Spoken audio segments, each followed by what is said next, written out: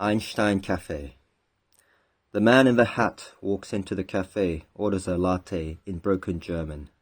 Checkpoint Charlie visible from the window, and in his bound black notebook, fills it with words, stanzas, neglects tempo and meter oft.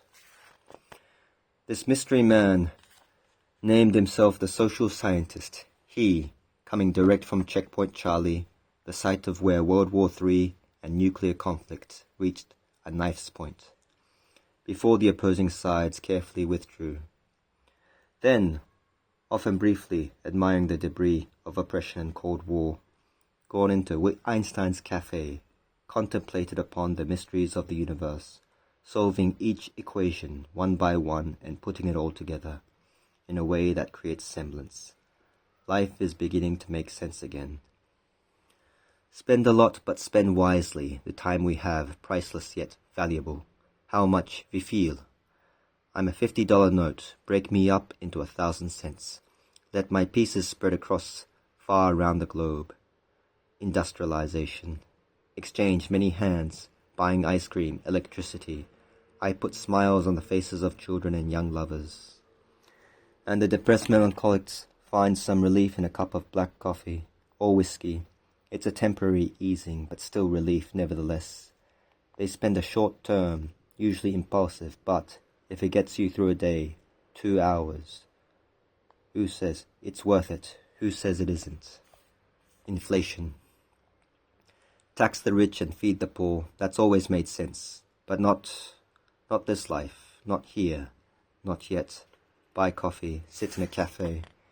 4 hours, stare out the window, deep contemplation, as hundreds of people busy, walking to and fro, with somewhere urgent to go. I don't know if I nicht. The truth, the world, I tried so hard for so long to come to that realization, that epiphany, climbed mountains, ventured oceans, traveled planes, trains, but mostly walked. Walking, I think. I'm an emotional person. I'm not ashamed nor proud, just stating it as a matter of fact, a fact of some relevance. I'm not perfect. There's been things I've done that I'm not proud of, and made mistakes plenty, but even then, I don't think anyone deserves this, being reduced to what? I keep up the fight, and will go on, not strong anymore, but with what energy left, the uphill hike begins, and as I ascend the mountain peaks, the light of morning, way out of reach, and my hands and fingers black cold, the weather crushing me down, feeling tired, feeling old. Fatalism. I didn't want it like this. Sure, I wanted adventure, but I meant going on a date, falling gently in love with someone. Not this, never, nothing like this, no. I guess my mood swings up and down like a pendulum. Meanwhile, the world surrounding me drifts over my head like a dream. I observe it with curiosity, trying to find out what it means. I live to see the sky always changing, but seemingly static and still. What will I do? What will I will? Power, humor, hope. The rest is up to the weather. Give me rain so I can stay indoors without any feeling of guilt, and so I shall live. I'll write poetry to have an excuse to live. What for? To appreciate language, the spoken and the unspeakable. Feel sorrow and indulge in self-pity, then overcome, love, become Übermensch, and be king of all over myself, this body, my domain, the spirit, the untouchable part of me.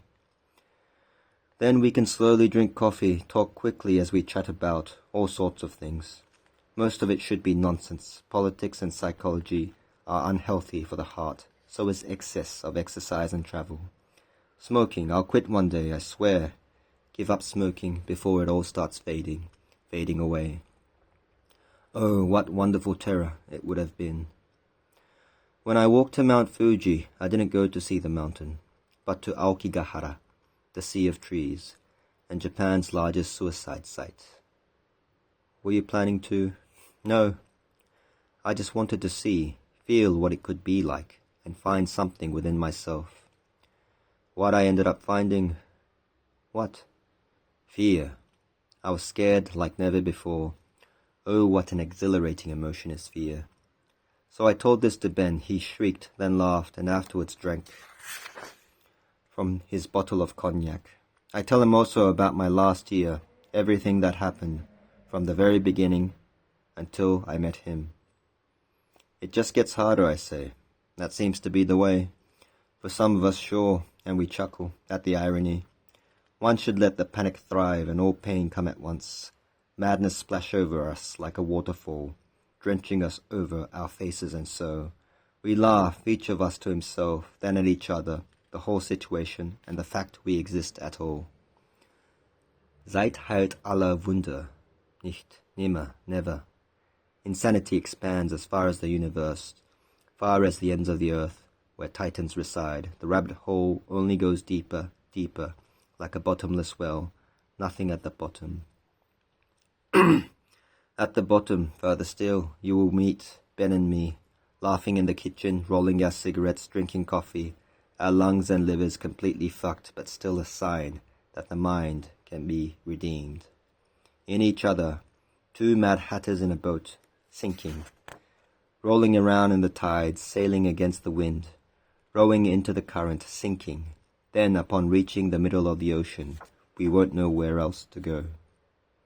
So instead, set anchor and laugh, in the very far back of each of our thoughts, the hope some Russian container ship will find us.